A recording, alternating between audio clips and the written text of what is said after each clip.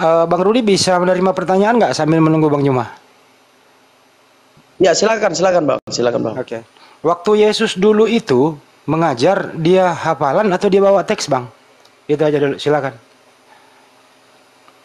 Oke, baik. Tuhan Yesus bawa teks.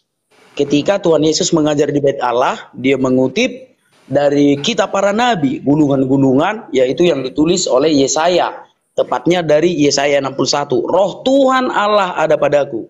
Jadi Tuhan Yesus telah bersaksi di depan banyak orang bahwa Roh Kudus ada padanya. Nah, jadi pertanyaannya tadi, apakah ketika Tuhan Yesus mengajar, dia memakai teks atau menghafal? Tidak, Tuhan Yesus memakai kitab para nabi. Silakan Bang, terima kasih. Oke. Kalau Saudara Rudi ditanya tanggal berapakah 25 Desember, Anda buka teks atau Anda tinggal bicara 25 Desember? Hafal atau tidak itu, Bang? Oke, baik. Perayaan-perayaan itu tentu saja karena dilakukan tiap tahun, kita akan mengenangnya. Kita akan mengenangnya ya. Kalau persoalan tanggal 25 Desember, kita merayakan Natal itu bukan tanggal 25 Desember saja. Oke. Natal itu artinya peringatan untuk mengenang kelahiran Tuhan Yesus Kristus, untuk mengenang saja. Gitu Bang, silakan Bang. Artinya ada hafalan dikit ya, oke. Terus kenapa sih Anda bersih tegang bahwa Yahudi udah menolak Yesus? Terus Yahudi menganggap di luar ini adalah guguk. Terus kenapa sih Anda ingin terima, Anda dianggap guguk, melas, ngemis supaya selamat? Apakah dengan cara ini Anda bisa selamat dengan cara mengemis sudah dianggap guguk? Kira-kira gimana penjelasannya, Bang? Oke, baik. Itu tadi karena keselamatan tidak ada di dalam siapapun juga. Kisah para Rasul 4 ayat 12 itu. Di bawah kolong langit ini, keselamatan tidak ada di dalam siapapun juga. Kalau ada keselamatan yang lain, aku juga mau. Tapi karena nggak ada keselamatan yang lain, biarlah aku mengemis kepada Yahudi. Karena memang benar di dalam kitab suci dituliskan, dalam Yohanes 4 ayat 22, keselamatan datang dari bangsa Yahudi. Biarlah aku dianggap anjing oleh Yahudi. Yang penting aku mendapat keselamatan itu. Gitu Bang, terima kasih Bang. Tidak ada jalan lain kecuali memang harus mengemis maupun dikatakan guguk gitu ya. Oke. Iya, dikatakan guguk oleh Yahudi nggak masalah. Yang penting saya selamat di akhirat gitu Bang. Maupun dengan cara mengemis gitu ya. Oke. Bro, boleh nggak sih orang yang tidak bersunat masuk ke Bait Allah itu? Oke, baik. Bait Allah tidak ada lagi sekarang. Di mana Bait Allah? Jenderal Titus sudah membakarnya. Tidak ada lagi Bait Allah sekarang. Tapi di zaman dulu harus bersunat ya Bang ya? Iya, sebelum Allah menjadi manusia, menggenapi keselamatan untuk seluruh bangsa, ya, harus yang bersunat masuk ke dalam Bait Allah. Tetapi ketika Allah sudah meruntuhkan Bait Allah sesuai dengan yang dikatakan Tuhan Yesus, rubuhkan Bait Allah dan aku akan membangunnya dalam 3 hari. Cukup Pak. Oke, siap. Ya, terakhir sebelum Banyuma, Yahudi itu menolak Yesus apa menerima Yesus, Bang? Yahudi pada umumnya kebanyakan menolak Yesus. Kenapa mereka menolak Yesus? Ya, alasannya ada dong. Kenapa mereka menolak Yesus? Karena itu bagian dari rencana Allah. Itu bagian dari rencana Allah, sebab akan ada suatu saatnya akan tiba, mereka akan terima Yesus, dan itu akan terjadi di akhir zaman. Seperti sekarang ini, orang Yahudi berlomba-lomba untuk percaya Yesus. Seperti yang kita lihat sekarang ya di Haifa. Ustadz itu kan, ya sebentar Bang, izin dulu Bang, izin. Seperti bukan Ustadz Juma, Ustadz Kei kan lulusan dari Haifa. Artinya memang orang Yahudi sangat menyokong kekristenan, bahkan Universitas Kristen itu didanai dari biaya Yahudi. Karena Yahudi akan segera menerima Tuhan Yesus. Gitu Bang, terima kasih. Ya, intinya Tuhan Anda ditolak, Anda dikatakan guguk, tetap Anda mengemis supaya Anda selamat. Terima kasih Bang Juma udah kembali. Ini session tanya jawab Anda berdua. Bang Juma silakan. Ada pertanyaan Bang Handi? Belum ada Bang Juma. Ini giliran Bang Juma. Siapa yang mulai bertanya dulu nih, Bang Juma atau anak Batak nih? Iya, silakan. Silakan Bang Rudi dulu, monggo. Sorry jaringan tadi saya error. Kak, saya nggak bisa bertanya Bang. Nantilah di pertemuan kedua ya Bang. Di pertemuan kedua. Biar orang-orang Kristen yang lain lah yang ada di sini bertanya sama Ustadz Juma. Kalau aku Oke, kan belum boleh. bisa bang menanyakan tentang apa karena masih bebas bersyarat bang. Biar Oke. Kristen yang lain aja ya. Tenang aja bang, Anda udah bebas bersyarat kok, aman kok itu. Insya Allah Oke, nggak ada apa-apa. teman-teman agama Kristen yang mau diskusi silakan naik. Kristen typing di bawah Kristen ya. Soalnya Bukan Islam yang banyak diskusi, minta naik bentar. Kristen. Bukan diskusi, diminta mewakili teman Kristen satu naik untuk bertanya mewakili Bang Rudi, ada nggak? Minta permintaannya sambil menunggu Bang Joma lagi, silakan. Silakan Bang Joma, ada yang mau ditanyain atau ada Oke. yang mau diperkuat, silakan. Baik. Jadi kalau orang Yahudi kemudian jelas sekali aturan-aturan main yang datang kepada mereka, kepada nabi mereka, termasuk kepada Yesus, itu mengikat Bani Israel, Yakub. Kalau saudara mengatakan bahwa saudara ini mengakui mau disebut apapun dan seterusnya, yang penting saya ikut, artinya bahwasanya Anda tidak punya pintu untuk masuk ke surga. Kenapa saya katakan demikian? Karena keselamatan ketika dikatakan datang dari Bani Israel, polanya sudah ada tuh. Sampai tidak di Islam, sampai. Apa itu? Barang siapapun di antara mereka yang beriman, baik dari Yahudi, Nasrani, Sabi'in, siapapun mereka yang beramal soleh, maka mereka tidak dirugikan oleh Allah. Mereka ada surga mereka. Mereka mewarisi apa yang kemudian menjadi jannah, menjadi surga itu sendiri. Nah, sekarang permasalahannya teman-teman Kristen ini tidak ada pola sebagai orang-orang yang soleh. Tidak ada. Tuhannya tidak sesuai dengan yang diajarkan oleh para nabi. Kitabnya juga tidak sesuai. Nabi-nabinya juga kagak. Rasulnya juga kagak. Ibadahnya juga kagak. Jadi apa yang bisa membuat orang Kristen ini masuk ke surga? Apa? Tidak ada. Sama sekali nggak ada. Oh, karena mereka percaya kepada Yesus. Percaya sebagai apa? Kalau teman Kristen percaya kepada Yesus, maka Kristen harus percaya bahwa Yesus itu adalah Rasul Nabi yang diutus kepada Bani Israel saja. Aku diutus hanya kepada domba yang hilang dari Bani Israel. Domba adalah Bani Yakub. Yang hilang dari Bani Israel adalah mereka yang meninggalkan hukum Taurat. Kepada mereka lah Yesus itu diutus. Seperti itu saudaraku ya. Sekarang saya ingin bertanya kepada saudara. Sabar. Ya, Saya bertanya dulu. silakan. Saya bertanya dulu ya.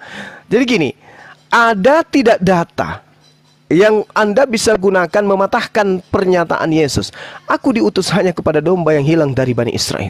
Yang Anda sajikan tadi baptis. Baptis itu apa? Pertobatan. Baptis itu apa? Baptis itu pentahiran. Baptis itu apa? Baptis itu pengakuan, bayat. Orang-orang yang mu'alaf, begitu saya syahadatkan, mereka membaptis diri. Dengan apa? Dengan mengakui Tuhannya Yesus satu-satunya Tuhan. Yesus itu adalah utusan Tuhan. Roh Kudus itu adalah malaikat Jibril. Mereka sudah mengakui itu. Tapi ketika kemudian Anda mengatakan baptis dalam nama Bapa, Anak dan Roh Kudus, artinya sembah, ajarlah mereka menuhankan Bapa, Anak dan... Oh, itu salah. Itu perintah dari mana?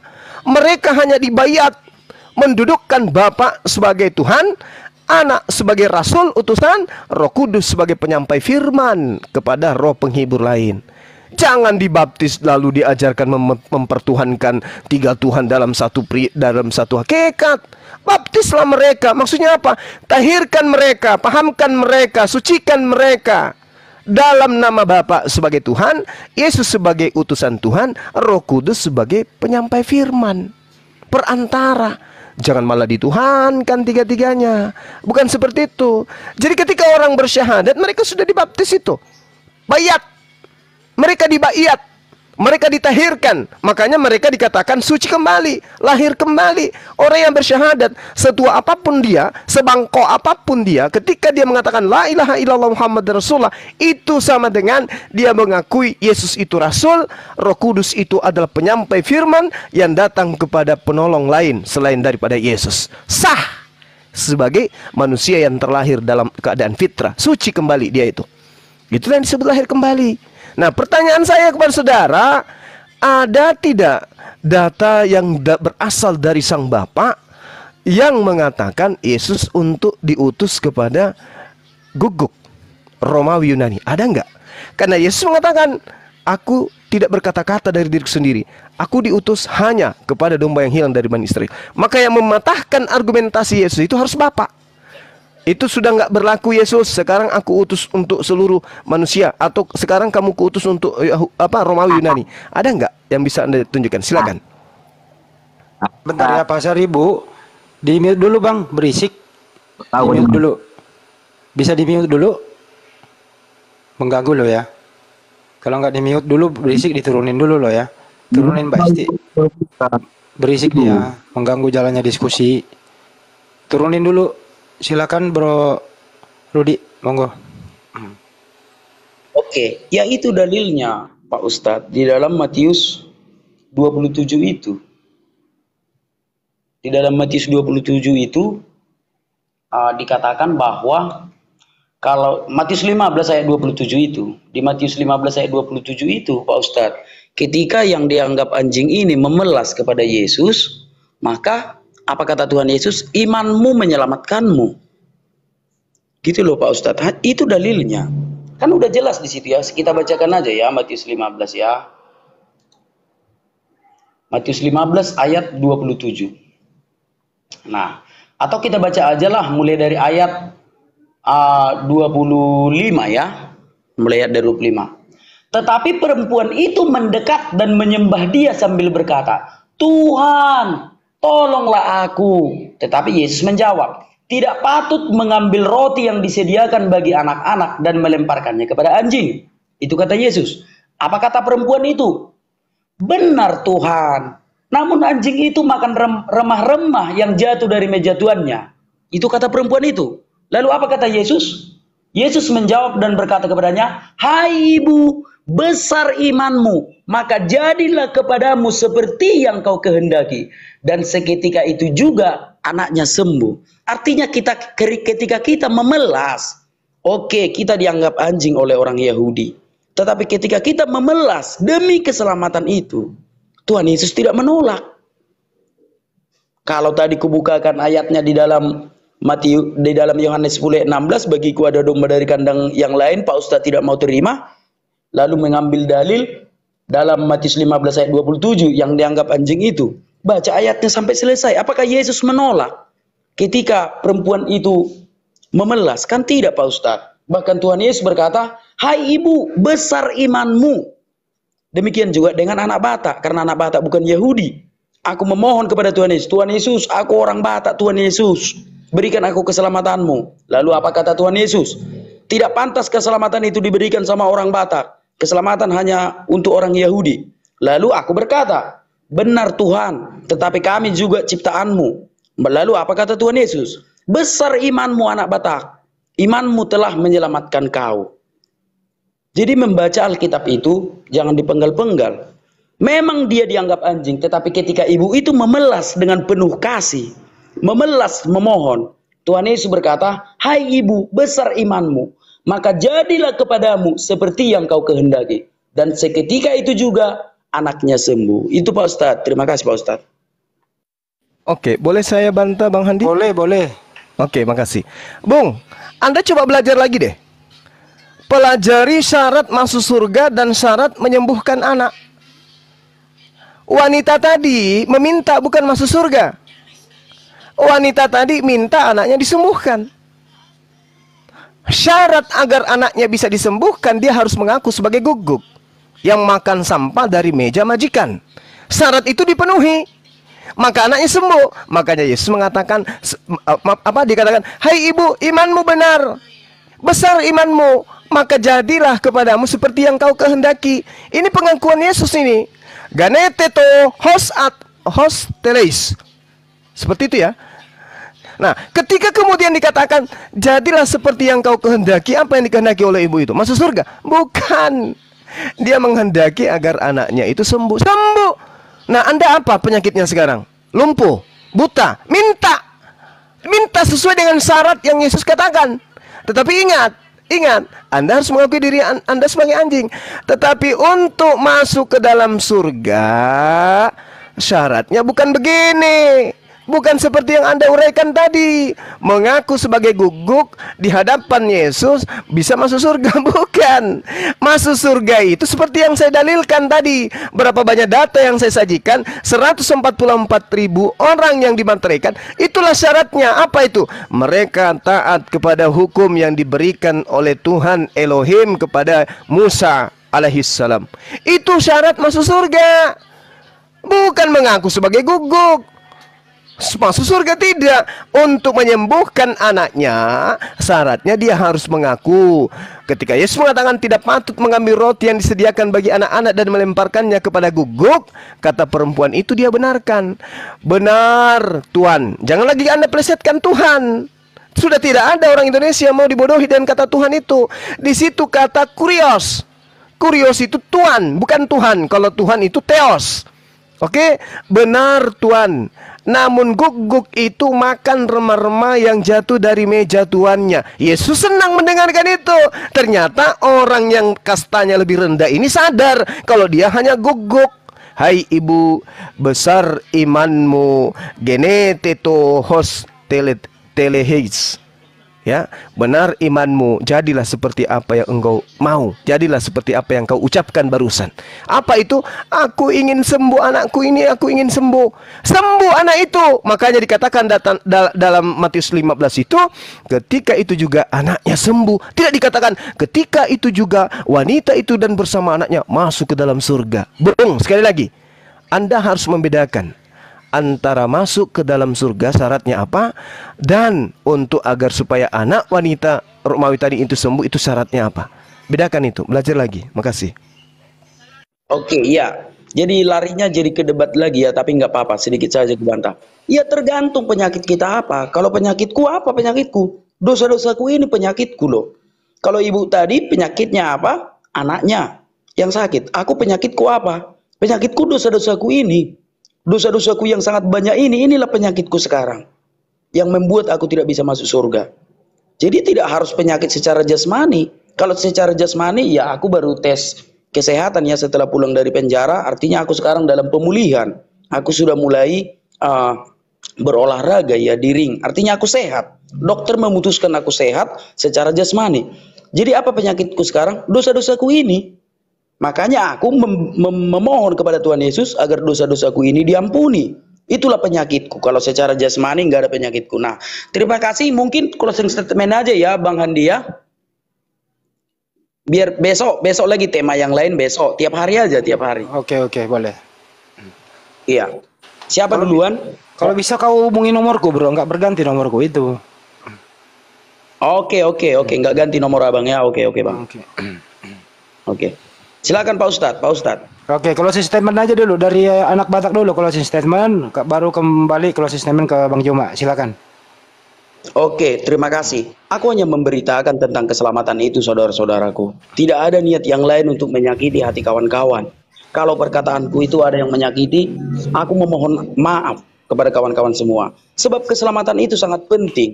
Keselamatan yang dibawa Tuhan Yesus Kristus tidak bisa dibeli dengan uang. Keselamatan yang dibawa Tuhan Yesus Kristus tidak bisa dibayar dengan apapun. Tetapi dengan kerendahan hati kita, anggaplah kita ini seorang anjing mati di hadapannya. Yang penting kita mendapat keselamatan itu. Sebab Tuhan Yesus itulah Allah yang menciptakan segala sesuatu. Allah yang pernah menjadi manusia demi keselamatan kita. Aku sendiri kawan-kawan, aku tidak malu meskipun aku dianggap anjing yang memelas. Yang penting aku mendapatkan keselamatan itu, keselamatan yang tidak bisa kubeli dengan uang. Oke, terima kasih. Akhir kata aku ucapkan, emenis tabatua ma perlinggoman di dekena mokmok, debatama nomor 2, poros meta di paroro, di pasu-pasu akka hapena taula, tulubang masa tua, tusanggar maporik, gabe naniula, sinur napinahan, ditupahio putan nomor 2 debata, marite-hite tuatta Tuhan Yesus Kristus. Saat-saat ni solu masa tinogu tu bortean, saat tu 3 rasto di rodang di bulan, deleng meta mangolu, jala horas-horas, totong ma diramoti Tuhan. Horas, damai Kristus bersama kita. Oke. Aku sambung dulu. Totong ma diramoti Tuhan na Yesus kita. Amin. Oke. Nih gini kita mega bicara de gaga sana ya tahu mau bicara jangan ketawa dulu dong. Ini serius live loh. Ya, saya bilang ya, nih gini kita umega bicarana, degaga dasarna yang kita tahu degaga Tomalasa. tomalasak. Oke, Lanjut Bang Bang Andi. Joma. Iya, jadi saya closing ya teman-teman. Pertama, terima kasih Bang Rudi, Anda sedang berdiskusi dengan baik. Kemudian ketika saudara sudah mengakui bahwa meskipun Anda itu dianggap sebagai guguk, ya sejatinya Kristen lain juga menyadari itulah ya. Karena memang ajaran Tuhan itu ketika sebelum datang kepada umat Islam, terakhir datang kepada Bani Israel. Dan pengajaran yang datang kepada Bani Israel itu spesial untuk mereka aja. Spesial untuk Bani Israel, bukan untuk orang lain. Makanya syariatnya, hukum-hukumnya hanya mengikat kepada yang empunya. Ingat dalam Yeremia 31 sampai 36, aku akan mengadakan perjanjian baru dengan Bani Israel dan Bani Yehuda. Apa itu? Aku akan memasukkan hukum Taurat ke dalam batin setiap Bani Israel, setiap dari mereka. Kita bukan Bani Israel. Hukum indah, hukum cantik, hukum sempurna seperti apapun, itu hanya untuk mereka. Kita di luar. Oleh karena itulah Yesus mengatakan jangan khawatir, akan datang seorang penghibur yang menghibur orang-orang non-Yahudi untuk kemudian juga mendapatkan hak menjadi hamba yang taat dan memperoleh surga. Maka datanglah seorang penghibur yang mengajarkan segala aspek kebenaran. Yahdi bihillah manittaba'a ridwanan subulan salam. Makanya seruannya ya bani ya ayuhan nas, ya ayuhan nas. Dikatakan kapatal linnas litubayyina linnas.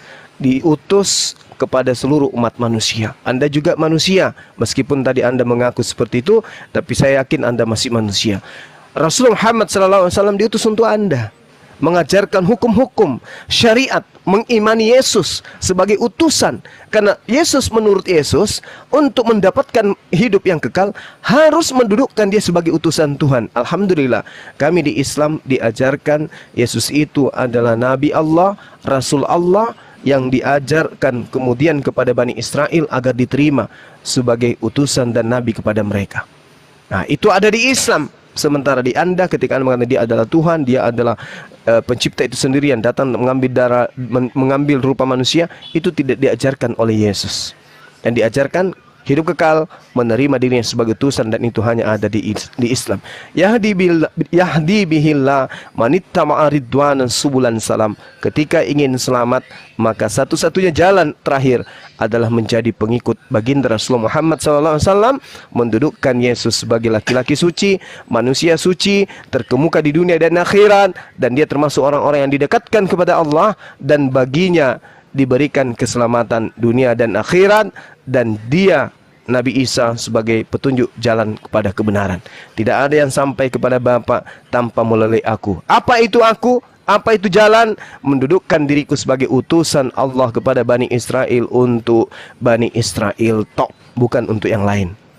Saya kira begitu dari saya, saudara Rudi. Thank you, Anda sudah berdialog, dan saya mengharapkan memang kalau bisa tiap hari kita dialog seperti ini supaya memberikan edukasi yang baik. Silakan Anda tentukan tema, nanti Anda tinggal menyampaikan kepada sahabat kita yang ada di sini apa temanya untuk kita ulas agar anak bangsa tercerahkan. Tidak ada lagi saling menghujat satu sama lain.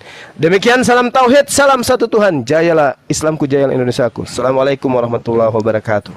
Teman yang ada di sini memberikan tanggapan. Enggak apa-apa kita mereaksi, tanggapan yang bijak tentunya. Saya beri kesempatan dulu kepada Adik Kores. Silakan. Ah ya, thank you. Jadi setelah disaksikan gitu ya, itu masya Allah Gurunda ya, Biblos Al-Qurannya balance, dibawakan semua dalil-dalilnya, pembuktiannya. Nah yang dari Rudi ini kawan-kawan aku agak bingung gitu. Dia menjanjikan barang, bukti garansinya mana gitu? Bukti garansinya mana gitu? Contoh bukti garansi. Woi orang Indonesia masuk Islam. Kalau dapat Islam kalian selamat. Buktinya apa? Nabinya bangkit di Arab, Arabnya Islam semua. Oh, oke, kami masuk Islam kalau begitu, kan gitu ya. Nah, sekarang kalau Kristen gimana? Woi, orang Indonesia masuk Kristen, kalian nanti selamat masuk surga. Buktinya apa? Tuhannya bangkit di Israel. Yang Kristen orang Itali. Nah, kan ini nggak nyambung gitu. Nggak bisa, bre. Buktinya mana? Dari tadi jualan barangnya doang, tapi bukti garansinya nggak ada gitu. Ya masa nabinya bangkit di Yerusalem, yang Kristen orang Itali, kan nggak begitu caranya, my bre. Apa yang dijual gitu? Gitu loh kawan-kawan. Thank you. Lanjut Bang Handi. Oke, terima kasih Adik Kores. Ke Pak Ade Sugi dulu, guru kita nih. Ada yang mau disampaikan? Oke, terima kasih. Assalamualaikum warahmatullahi wabarakatuh. Saudaraku semua, selamat siang dan tetap semangat. Semoga selalu sehat. Jadi saya memperhatikan tadi Rudi ini kurang memahami Bible ternyata ya. Ketika mengutip Matius 15 ayat 22 sampai ayat 27. Di situ sebenarnya anak perempuan itu sembuh. Pertama, dia tidak mengakui Yesus sebagai Tuhan, bukan. Tapi yang dibenarkan oleh perempuan itu adalah pertama, Yesus ngaku diutus hanya untuk bangsa Israel. Aku di ayat 24. Yang kedua, Yesus mengatakan ajarannya itu hanya untuk bangsa Israel, tidak layak roti bagi anak-anak, dilemparkan kepada guguk. Tetapi kata perempuan itu, benar Tuan, tapi guguk itu makan remah-remah yang jatuh dari meja tuannya. Jadi imannya di situ bukan mengimani Yesus untuk seluruh bangsa, bukan. Imannya perempuan itu mengimani Yesus diutus hanya untuk bangsa Israel, karena dia di luar bangsa Israel, maka dia menerima dikatakan guguk, ya disamakan dengan guguk. Nah, kata Bang Kores nggak ada garansi, ada Bang Kores, tapi mereka tidak berani menjalankan. Di mana? Di dalam Markus 16 ayat 16 sampai 18. Barang siapa yang tanda-tanda ini akan mengikuti orang-orang yang percaya. Apabila dia megang ular, ular itu tidak akan mematuk, dia akan bisa berbahasa baru. Apabila tangannya ditaruh di atas orang sakit akan sembuh. Dia akan minum racun maut, walaupun minum racun maut dia tidak akan mati. Nah, ini nggak ada yang berani menjalankan. Itu garansinya dari Yesus, tapi nggak ada yang berani menjalankan, ya. Karena saya yakin tidak ada orang yang lolos dari garansi itu. Mate, dijamin mate pokoknya. Ya. Nah, kalau mereka tidak berani, perlu dipertanyakan apakah mereka ini termasuk benar-benar orang yang beriman atau hanya mengaku-ngaku saja, atau garansinya ini yang semu. Nah, itu yang perlu dipertanyakan. Begitu, terima kasih. Terima kasih guruku Ustadz Sugi. Ke Ustadz Alip lagi. Ustadz Alip, kalau menyimak silakan.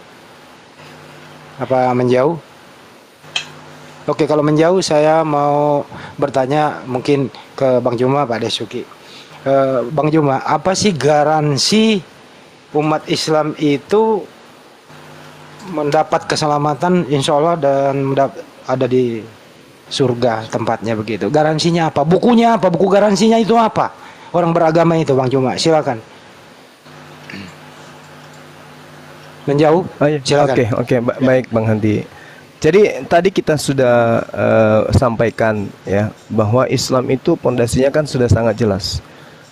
Dengan kitab itulah Allah memberi petunjuk. Yahdi bihillah manittaba'a ridwanan subulan salam. Apa kitab itu? Al-Quran. Dengan kitab itulah Allah memberi petunjuk kepada orang yang mengikuti keridhaannya. Al-Quran. Nah, di luar daripada Al-Quran, Allah menjelaskan, laqad kafaral ladina qalu innallaha wal masihu ibnu maryam. Qul faman yamliku minallahi syai'a in arada an yukhlikal masiha ibnu maryam wa ummuhu wa man fil ardi jami'a. Kan Allah mengatakan, ya, Tuhan pencipta langit dan bumi ketika memberi petunjuk kepada umat Islam berupa Quran, menjelaskan Allah satu-satunya Tuhan yang benar. Adapun mereka tetangga sono tuh yang menyembah manusia bernama Isa Al-Masih, Allah mengatakan, aku tidak ada yang menghalanginya ketika mau membinasakan Yesus Isa Al-Masih.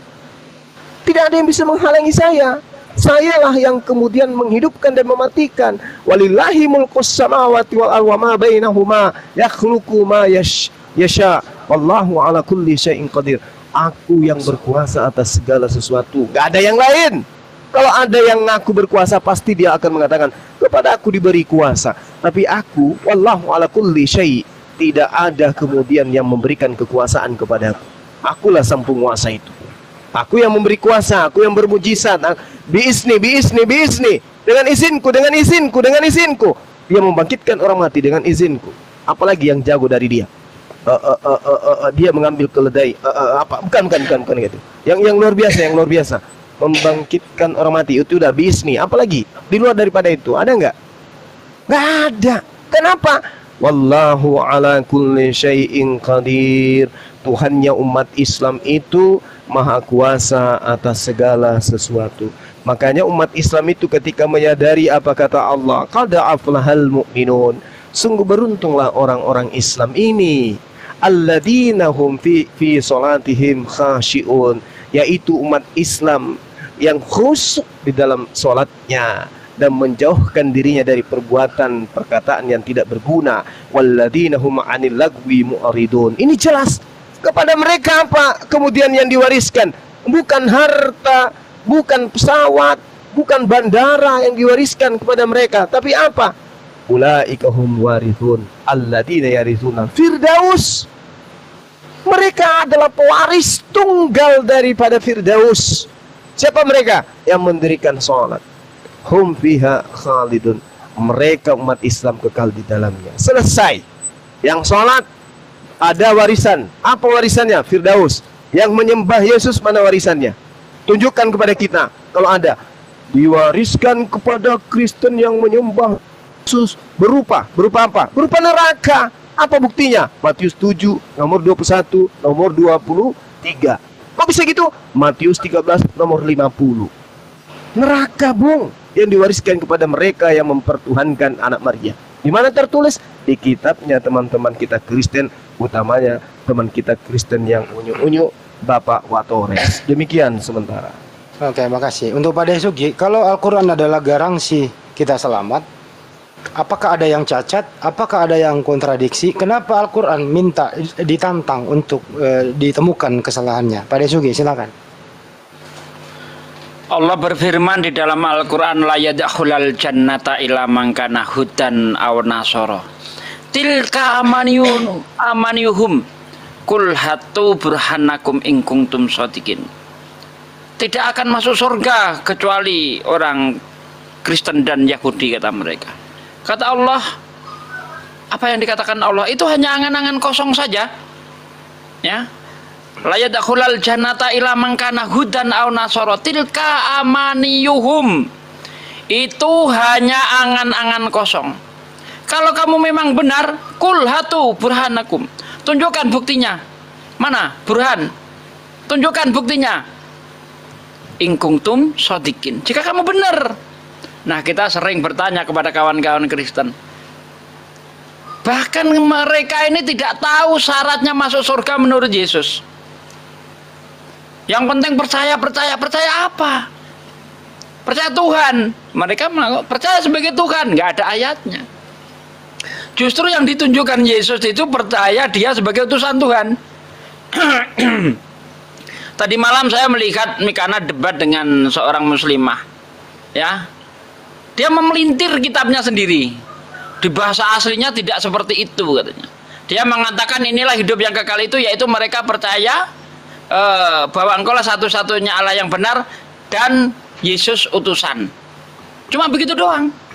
Padahal di situ dikatakan dan Yesus yang engkau utus, ya. Inilah hidup yang kekal itu, yaitu mereka percaya bahwa engkau lah satu-satunya Allah yang benar dan Yesus Kristus yang engkau utus. Jadi kata yang engkau utus ini dihilangkan sama Mikana. Alasannya di dalam teks aslinya nggak seperti itu. Padahal setelah saya baca teks aslinya dalam bahasa Yunani, ya itu ternyata dikatakan dan Yesus Kristus yang engkau utus, ya, seperti itu. Jadi mereka memelintir, ya, memelintir sendiri kitabnya sendiri. Seolah-olah itu menjadi sebuah kebenaran. Untung nggak diskusi dengan saya. Kalau diskusi dengan saya pasti akan saya tanyakan, emang kamu ngerti teks Yunaninya? Kan begitu. Nah, di sini yang dia hilangkan itu apesteilas. Apesteilas, benar. You have sent. Ini dihilangkan sama dia. Jadi bunyinya mengenal engkau satu-satunya Allah yang benar, Yesus Kristus utusan. Episteilas dihilangkan. Padahal di sini ada episteilas yang artinya yang engkau utus. You have sent. Ya, jadi jelas. Mereka memutar-mutar lidahnya untuk menyesatkan orang. Nah, kalau orang Islam ditanya, Apa syaratnya masuk surga? Miftahul jannah la ilaha illallah Muhammad Rasulullah. Kuncinya surga itu la ilaha illallah Muhammad Rasulullah, itu kuncinya. Sama seperti yang dikatakan Yesus, kuncinya surga apa? Percaya hanya ada satu Tuhan dan percaya Yesus utusan Tuhan. Clear, sama dengan yang ada di Islam. Bahkan Nabi menegaskan man mata wa huwa ya'lamu annahu la ilaha illallah dakhalal jannah. Barang siapa yang akan meninggal dunia ia mampu mengucapkan kalimat la ilaha illallah, dijamin masuk surga. Nah, tadi lanjutnya apa Bang Andi yang ditanyakan? Al-Quran itu tidak bercacat, tidak ada kontradiksi, malah Al-Quran minta untuk dikoreksi, gitu Pak De. Ah ya betul. Ya, sebagai kitab yang dikatakan itu dari Allah, dia harus tahan uji. Kalau ada kitab yang tidak tahan uji, ini bukan firman dari Tuhan. Kita uji dari berbagai macam, ya. Zamannya ilmu pengetahuan, kita uji kitab itu dengan ilmu pengetahuan. Alhamdulillah Al-Quran lolos. Kemudian Allah juga menguji, menantang para ahli-ahli syair di masa lalu, karena bangsa Arab ini bangsa yang sangat mengagungkan syair, sehingga tantangannya ini kepada orang-orang yang mengagungkan syair. Wa in kuntum fi raibim mimma nazalna ala abdina fa'tu bi suratin min mislih wad'u syuhada'akum min dunillahi in kuntum shadiqin. Fa ilang taf'alu wa lang taf'alu fatakunarul ladzi wal kuduhanas wal hijarah mu'idat lil kafirin. Jika kamu ragu terhadap apa-apa yang aku turunkan, yaitu maksudnya Al-Quran kepada hambaku Muhammad, coba deh buat satu surat saja yang semisal Al-Quran. Ajak penolongmu, silahkan ajak orang-orang yang kau anggap hebat, ahli-ahli sastra, ya, profesor bahasa, ajak. Bahkan Tuhanmu boleh kau ajak, yang kau anggap Tuhan, ya, untuk membuat satu surah saja yang semisal Al-Quran. Dan jika kamu mampu, kata Allah, jika kamu mampu, dan pasti kamu tidak mampu. Kalau kamu tidak mampu membuat satu surah yang semacam Al-Quran, maka persiapkanlah dirimu dengan api neraka yang bahan bakarnya dari manusia dan batu. Ngeri ancamannya ini. 1400 tahun yang lalu ancaman ini sudah didengungkan oleh Allah. Sampai sekarang tidak ada Tuhan manapun, profesor bahasa manapun, ahli sastra manapun yang bisa membuat satu surah semacam Al-Quran. 3 ayat saja, karena di dalam Al-Quran surah paling pendek 3 ayat. Inna a'tainakal kausar fasholli li rabbika wanhar inna sani'aka huwal abtar. 3 ayat saja, tidak ada manusia yang sanggup membikinnya. Walaupun seluruh manusia ditambah Tuhannya yang mereka anggap Tuhan bersatu untuk membuat 3 ayat semacam Al-Quran, tidak akan mampu. Masya Allah. Masya Allah. Begitu, terima kasih Pak De. Kembali ke topik ya, reaksi tadi, mau pada waktu kita kurang lebih 20 menit ke depan, karena topik tadi adalah hamba Allah dan anak-anak Tuhan begitu. Ke Bang Juma dulu, baru Bang Kores dan Pak De. Ini ya, apakah, yang tadi pertanyaan nggak dijawab, apakah orang yang berkulub itu diperkenankan masuk ke rumah ibadah? Itu kira-kira, apakah termasuk hamba atau anak Tuhan atau hamba Allah kalau berkulub? Ini tadi nggak dijelaskan begitu. Silakan Bang Juma dulu. Kalau tradisi Islam jelas, tradisi Yahudi jelas. Tidak boleh masuk ke tempat suci. Bahkan Al-Quran menjelaskan pun bahwa rumah ibadah berupa masjid tempat sujud itu masuk ke dalam itu harus bersih dulu. Bersih dulu. Najis orang-orang yang tidak bersunat itu kalau ketika sampai kepada hukum balik, kemudian mereka tidak melakukan sunat. Begitu juga di agama Yahudi, ya nggak boleh. Bahkan lebih spesifik dikatakan bahwasanya orang yang melakukan pelanggaran terhadap sunat itu kekejiannya lebih daripada kekejian dari yang kekejiannya itu di atas dari kekejian yang lain.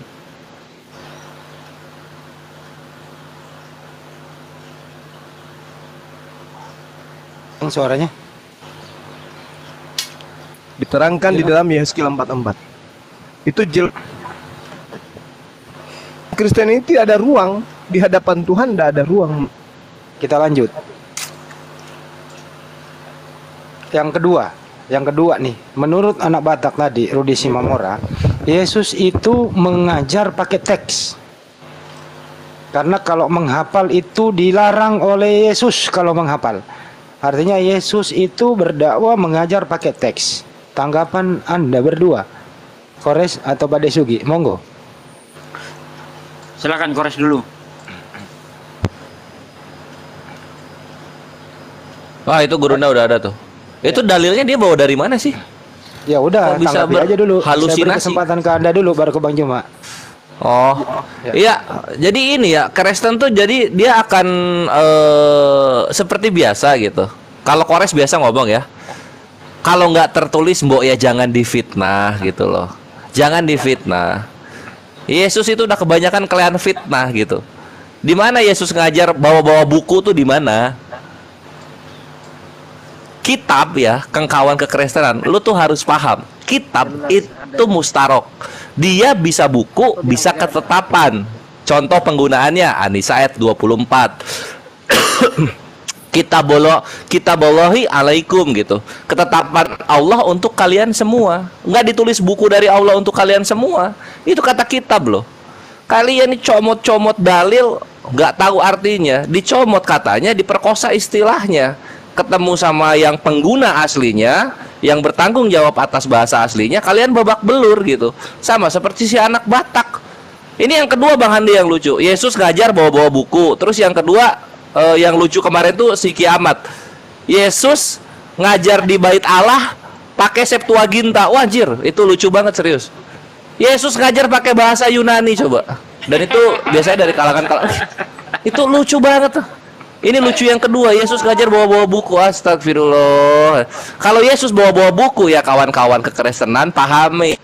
Nggak mungkin dia salah kutip mengenai Mesias harus bangkit di hari ketiga. Itu nggak mungkin salah kutip itu. Karena bawa buku. Artinya apa? Memang dari dahulu, bahkan Katolik pun mengakui yang pertama itu oral dulu. Baru tulisan. Lisan dulu baru tulisan. Kekristenan pun begitu. Cuma sayangnya mereka menghilangkan hal tersebut. Supaya apa? Supaya pagan-pagan Yunani itu menerima dengan legowo gitu mengenai keimanan dari Yahudi ini. Cuma yang sudah dimodif. Itu Bang Handi tanggapannya. Thank you. Pak De, silakan Pak De, baru ke Bang Juma. Saya bisa. Oke, mengenai Sebentar Bang ya. Ini reaksi dulu yang tadi. Sebentar Pak Watores ya. Silakan Pak De. mengenai pernyataan siapa anak Batak Yesus melarang menghafal, dia sendiri menghafal kok, walaupun yang dihafal itu salah-salah. Seperti contoh yang Bang Kores sebutkan di dalam Lukas 24 ayat 46. Ya. Di situ dikatakan ada tertulis demikian, Mesias harus menderita, mati dan bangkit dari antara orang mati pada hari yang ketiga. Walaupun itu nggak ada gitu kan, tapi itu Yesus itu berusaha menghafalkan. Tapi nyatanya salah juga. Pernah Yesus berkata, nyala iblis sebab ada tertulis, engkau harus menyembah Tuhan Allahmu dan hanya kepadanya sajalah engkau berbakti. Ini juga hafalan. Yesus tidak baca tulisan, tidak. Kemudian lagi ingatlah apa namanya, sebab ada tertulis jangan mencobai Tuhan Allahmu. Ini juga modal hafalan. Kemudian lagi di dalam Yohanes 8 ayat 17 ada tertulis di dalam kitab Taurat Musa, di Tauratmu kesaksian dua orang sah. Itu juga nggak ada di dalam kitab Taurat. Jadi Yesus itu berusaha menghafal tapi nggak hafal-hafal gitu ya. Kalau dikatakan itu kalau dikatakan itu menghafal itu nggak boleh menurut Yesus. Yesus sendiri menghafalkan walaupun hafalannya itu nggak tepat begitu. Oke. Baik. Bang Juma masih monitor Bang Juma. Ini harus ke Bang Juma nih. Ini tadi momennya Bang Juma. Tadi di dalam Yesaya 29 itu kan perintah manusia yang dihafalkan. Nah, itu yang dimaksud di situ. Terus penegasan daripada saudara kita anak Batak itu mengatakan akan diusir katanya. Padahal itu nggak ada dalilnya. Itu loh Bang Juma. Katanya Yesus waktu mengajar itu tidak menghafal, tapi dia bawa teks atau buku. Bagaimana menanggapi Bang Juma? Dia membaca Alkitab. Iya. Yang dibaca di situ adalah kitab Yesaya. Betul. Nah, Iya. ketika dia membaca Alkitab, Apakah yang dibaca itu perjanjian baru, kitabnya orang Yahudi, Septuaginta? Sudah pasti bukan. Bukan Septuaginta. Septuaginta itu diperintahkan oleh Kaisar pada abad ketiga sebelum Masehi untuk diterjemahkan ke dalam Septuaginta, bukan untuk mereka penutur bahasa Ibrani, penutur Aramaik, tetapi untuk orang-orang yang di luar daripada Israel. Itu sehingga sampai hari ini orang Yahudi tidak pernah mengimani Septuaginta itu adalah kitabnya mereka. Silakan aja dengan terjemahan kalian, itu kitab kalian, tapi orang Yahudi tidak pernah mengakui bahwa itu adalah kitabnya mereka. Noise Pak Munir, Nah, itu yang sorry. Aduh, lanjut Bang. Nah, itu yang perlu dipahami oleh teman-teman. Jadi ketika dikatakan ada Yesus membaca sebuah kitab, yang dibaca itu adalah Alkitab, bukan kitabnya Kristen, dan itu bukan Septuaginta pastinya.